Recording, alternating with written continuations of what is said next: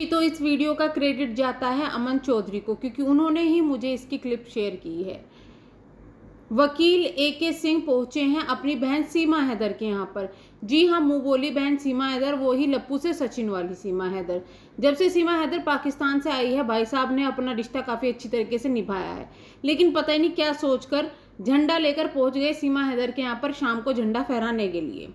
वाह भाई, ऐसे वकीलों पर इंडिया को गर्व होना चाहिए, लेकिन उससे ज़्यादा गर्व इस बात का होना चाहिए कि भाई साहब को यही नहीं पता कि वो झंडा पकड़े बैठे हैं उल्टा है या सीधा है।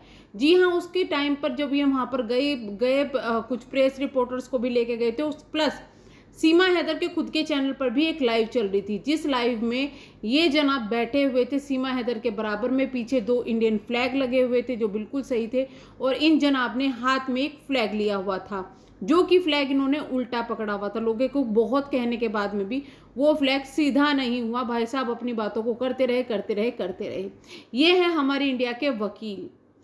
उसके बाद में जब थक गए होंगे फ्लैग पकड़े तो सीमा हैदर को फ्लैग पकड़ा दिया गया।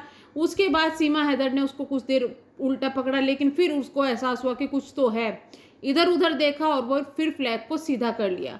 हालांकि लोग सीमा की वहाँ पे तारीफ कर रहे थे कि चलो इन्होंने सीधा तो किया, लेकिन भाई उस इंडियन वकील को क्या कहें जो वहाँ पर बैठकर बड़े बड़े भाषण तो दे रहे थे हिंदू धर्म के लिए, हिंदू धर्म की रक्षा के लिए, बांग्लादेश में ये हो रहा है वो हो रहा है।